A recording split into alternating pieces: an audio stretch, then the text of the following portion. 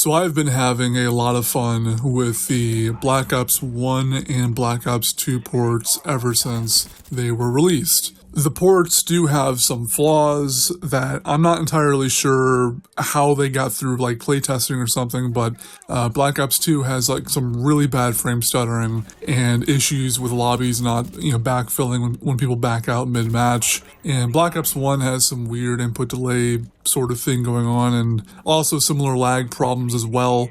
And I don't know how those things, again, passed through playtesting, but I have faith that these are issues that are easy to fix, and I think they will eventually fix them, at least within the next week or so, or maybe within the month. However, there is a problem that is maybe not that easy to fix anymore, right? So apparently the entire time, while us normal people were enjoying the ports for what they are and kind of pretending like it was release day, 2010, 2012, there were people in the background that were trying to crack into the game. Just, again, these same pathetic people that try to ruin, like, every other COD game and shit. Just my 400-pound life type of candidates, just trying to crack into Black Ops 1 and 2. And it turns out a few days ago, they actually did successfully crack into Black Ops 1. And what they were doing is they were offering paid services to boost your account to max rank and unlock everything. Some unlock tool, I think they call it, right?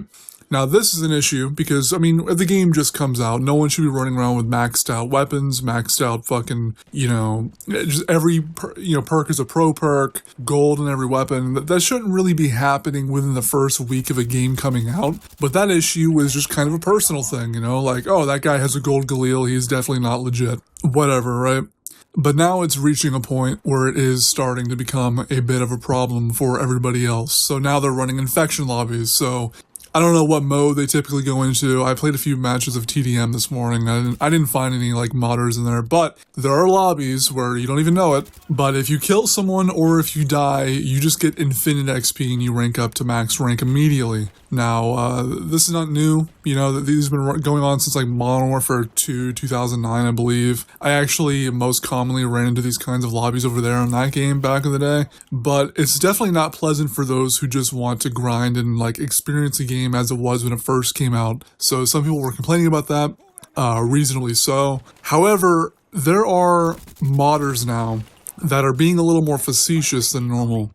They have negative XP lobbies, and I wouldn't even think this was even a thing, but apparently, you wouldn't even know it. If you kill someone or if you die or something, you just get like negative 900 million COD points and your XP is permanently stuck to like negative something in the fucking millions. And there's no way you could ever rank up ever again. There's no way you could buy any more attachments. Your game is essentially bricked. This issue, if this doesn't really get fixed, I don't know what I'm gonna do. But I do know this. I've never boycotted a company before, right? Back when I had originally quit Call of Duty, I was not boycotting them for the sake of boycotting them. I just didn't like Call of Duty anymore. I just saw the franchise was going in the completely wrong direction, and I saw that they weren't really going to fix their ways, right? So I was like, you know what?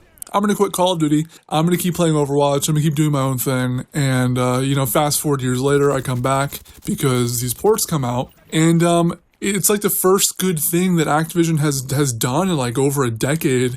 And if this one good thing sits and just rots and they let it rot, I don't think I'm going to ever play or purchase anything from this company ever again. There's a possibility that I might even delete and just boycott Overwatch because Overwatch is technically an Activision game, right? Now, I know that I'm in the very small minority in this. I know most people don't even really care about boycotts or something. They don't really understand that sometimes the consumer does have enough power to make, changes or at least force the company to make changes. But I think personally, if these ports end up being a complete waste of money and a complete waste of time, I don't think I will ever support this company in any way ever again. Like, I don't think I'll be watching any more, videos that have anything to do with any of their games or anything. I'm just cutting off all support for everything related to this company. Now, that's a pretty big statement, but it's one that I'm fully prepared to back up because we really do deserve better. And if we can't have something as simple as just two enjoyable games being playable then I don't trust this company with anything. Like, how can I trust them to deliver a product that works if something as simple as a port gets so fucked up? I mean, again, as I mentioned earlier, the problems that these ports have by default, like the backfill issue on BO2 and the lag, I recall quite clearly back in the day that kind of lag was not really in the game. Like, we weren't having frame stutters, we weren't having just severe lag to the point where everyone is just bouncing around. Again, I mean, sometimes you had lag in lobbies if the host was like fucking playing for McDonald's or something, but it wasn't this bad. These basic issues, just them passing playtesting somehow, just kind of gives me the impression that whoever ported these games doesn't really know what they're doing. So yeah, I don't know. I mean, maybe there's some fixes coming, maybe not. But hey, if these basic things don't even get fixed, then that's really just damning, right?